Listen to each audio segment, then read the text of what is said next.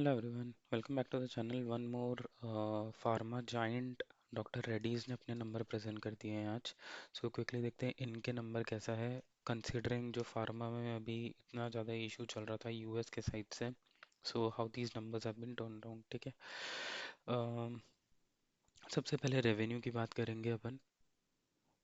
सो सबसे पहले सेल्स देखते हैं कोर बिजनेस से इनकी सेल्स कितनी आई हैं. So definitely you can see 4718 45 and 47. So over the period gradually reduce हो रही है. यहाँ पर अगर आप देखोगे तो 10% का आपको यहाँ पर डिप दिख जाएगा.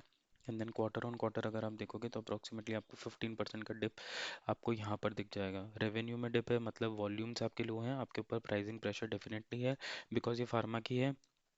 कोर वीकनेस आपका कोर वीकनेस विजिबल हो जाता है रेवेन्यू. और ऐसा नहीं है कि दिस रेवेन्यू एक क्वार्टर की बात है या ऐसा है. It has been dropping like quite some time, मतलब ईयर ऑन ईयर से ही वो ड्रॉप कर रहा है. इतना ज़्यादा 7,000 करोड़ का इतना जल्दी से ड्रॉप नहीं आता है. टोटल इनकम देख लेते हैं अगर इन्होंने कहीं से सेटिस्फाई करने की कोशिश करी है.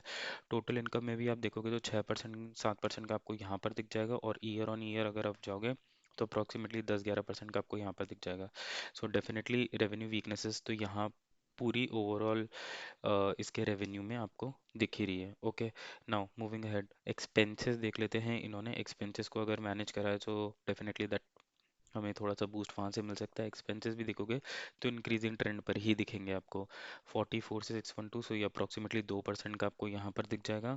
एंड देन 41 से यहाँ पर ये आपको 10% के आसपास का आपको यहाँ पर दिख जाएगा. So that is also not good. ठीक है.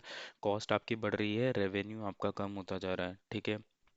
मल्टीपल फैक्टर्स हो सकते हैं उसका. आपका वेज इंक्रीज हुआ है, आपका इंटरेस्ट मूवमेंट का हो गया, इन्वेंट्री ड्रॉ डाउन हो गई है, आपका ट्रेड वॉल्यूम्स, आपका मटेरियल इन्फ्लेशन, वो सारा फैक्टर्स आप अगर इन नंबर्स को एनालाइज करोगे तो डेफिनेटली इजीली मिल जाएगा. Net profit for the period यहाँ पर देखते हैं क्या अगर कुछ हुआ है तो डेफिनेटली नहीं.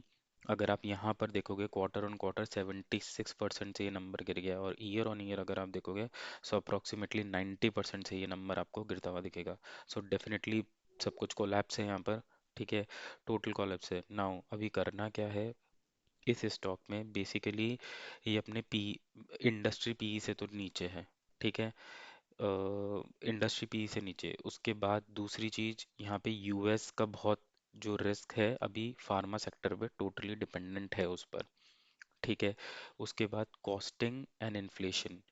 ये रॉ मटेरियल कॉस्टिंग इन्फ्लेशन इनको डेफिनेटली इनके मार्जिन्स को ईट अप कर रहा है. सो ये प्रॉपर प्रॉपर बात है. हमने स्टैंड अलोन बैलेंस शीट को देखा है. Okay. To be very precise with you, हमने कंसोलिडेटेड नहीं देखा है. कंसोलिडेटेड में भी सेम नंबर्स ही आएंगे, आपको प्रॉफिट गिरता हुआ ही दिखेगा.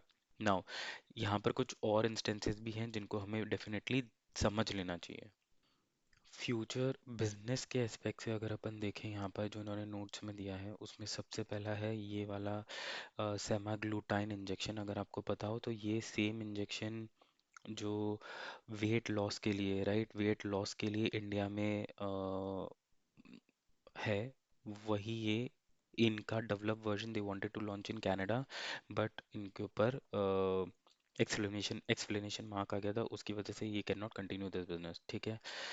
ये एक नोटिस ऑफ नॉन कंप्लायंस भी है इनके पास from the pharmaceutical drug of Canada. तो ये एक और बिजनेस मिड नवंबर में आया तो इम्पैक्ट होगा ही होगा. ठीक है. उसके बाद एक यूएस का FDA on US complete response letter आया, उसमें भी refers to the pre licensing. ठीक है. ये है. और अगेन सीआरएल यूटिलिटी पर यूएस एफडीए का कुछ रिस्ट्रिक्शंस या ऑब्जर्वेशंस ऑन द प्लांट आया है. So definitely from a business stand point also यहाँ पर थोड़े से हिकअप्स हैं. सो आपको बहुत ही सेलेक्टिवली डिसीजन लेना होगा if you are investing in pharma and if you wanted to definitely